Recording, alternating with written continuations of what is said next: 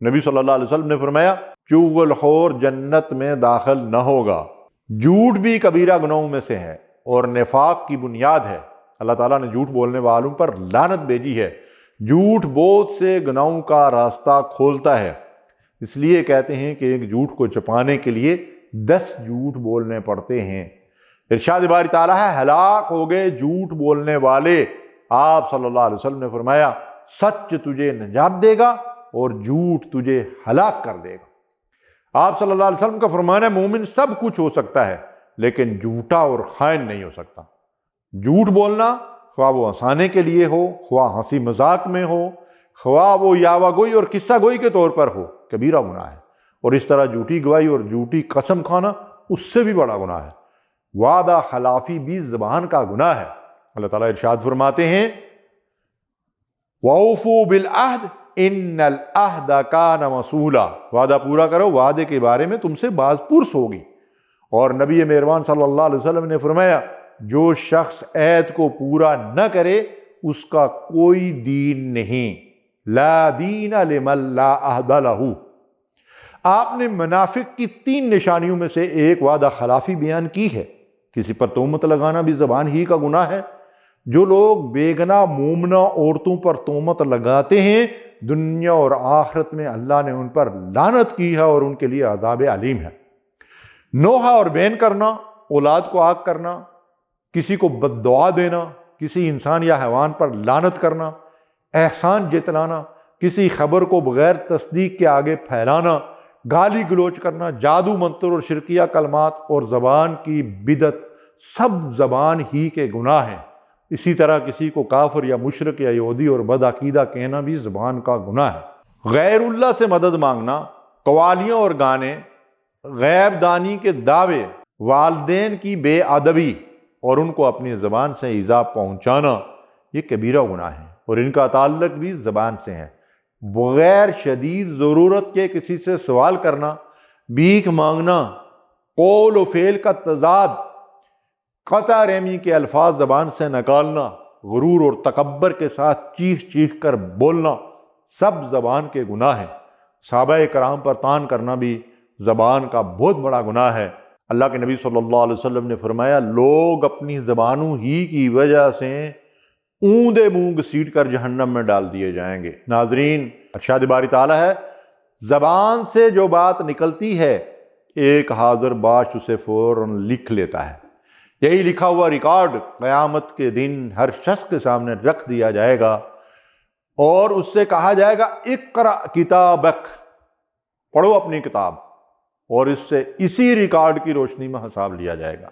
نبی کریم صلی اللہ علیہ وسلم نے فرمایا آدمی کا دین درست نہیں ہو سکتا جب تک اس کا دل درست نہ ہو، اور دل درست نہیں ہو سکتا جب تک اس کی زبان درست نہ ہو۔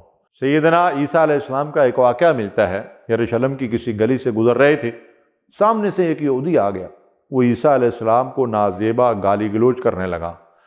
اللہ کے پیغمبر نے اس کے حق میں ہدایت کی دعا بھی کی اور اس کو مزید دعائیں بھی دی۔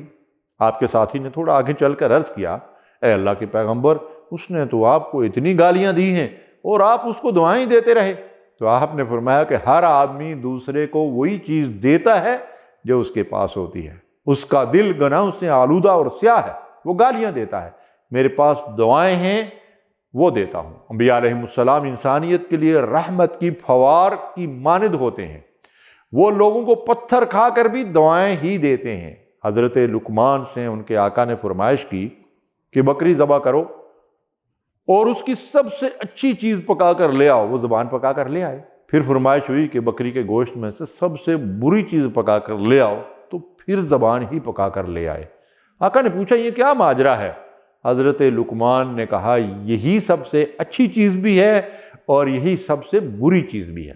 اسی بات کو اللہ کے حبیب علیہ السلام نے یوں ذکر کیا ہے کہ آدمی بعض اوقات اپنی زبان سے ایک بات نکالتا ہے، اس کی وجہ سے وہ جنت کا مستحق بن جاتا ہے، اور بعض اوقات اپنی زبان سے کوئی بات نکالتا ہے، اس کی وجہ سے وہ جہنم کا ایندھن بن جاتا ہے۔ نبی کریم صلی اللہ علیہ وسلم نے فرمایا جو شخص مجھے 2 ٹانگوں اور 2 جبڑوں کے درمیان کی حفاظت کی ضمانت دے میں اسے جنت کی ضمانت دیتا ہوں، یعنی شرمگاہ اور زبان کی حفاظت پر جنت کی ضمانت، اور وہ بھی حبیب کبریا صلی اللہ علیہ وسلم کی زبان مبارک سے۔ عقبہ بن عامر رضی اللہ تعالیٰ عنہ نے پوچھا یا رسول اللہ صلی اللہ علیہ وسلم راہ نجات کیا ہے؟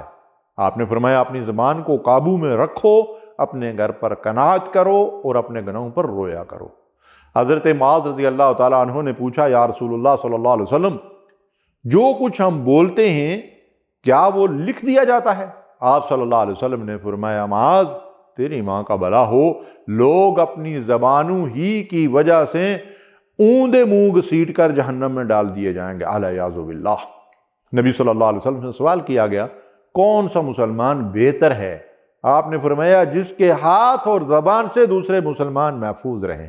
ازواج مطہرات میں سے کسی ایک نے دوسری کے متعلق کہا وہ پستہ قد ہے، اس کے کیا کہنے؟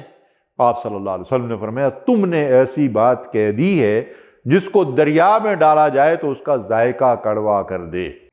تانے دینا بھی زبان کا گناہ ہے، ارشاد ربانی ہے خرابی ہے ہر تانا دینے اور منہ در منہ عیب لگانے والے کے لیے۔ کسی کے حسب و نسب پر تان کرنا یا جسمانی وضاقتہ اور رنگ و نسل پر تان کرنا، اولاد نہ ہونے کا تانا دینا، سب سخت گناہ کے کام ہیں جن سے اکثر لوگ اپنی زبان کو آلودہ کرتے رہتے ہیں۔ آپ صلی اللہ علیہ وسلم نے فرمایا مومن نہ تو تانے دینے والا ہوتا ہے، نہ ہی لان تان کرنے والا، نہ فوش بکنے والا، نہ ہی زبان دراز۔ یہ سارے کام کسی مومن کو زیب ہی نہیں دیتے۔ غیبت بھی زبان کا گناہ ہے اور اس کا شمار کبیرہ گناہوں میں ہوتا ہے۔ نبی صلی اللہ علیہ وسلم سے سوال کیا گیا کہ غیبت کیا ہے؟ آپ نے ارشاد فرمایا دوسرے مسلمان کی غیر موجودگی میں اس کا ذکر اس طرح کرنا کہ اس کے سامنے ہو تو اسے ناگوار گزرے۔ لوگوں نے پوچھا کہ جو بات اس کے متعلق کہی جا رہی ہے وہ اس میں موجود ہو تو یہ بھی غیبت ہوگی؟ آپ نے فرمایا یہی تو غیبت ہے۔ اگر تم اس کی غیر موجودگی میں کسی ایسی بات کا ذکر کرو جو اس میں موجود ہی نہ ہو تو یہ تو اس سے بھی بڑا گناہ یعنی غیبت بھی ہے اور بہتان بھی۔ اللہ رب العالمین سے دعا ہے کہ وہ ہمیں ان تمام گناہوں سے بچنے کی توفیق عطا فرمائے، آمین یا رب العالمین۔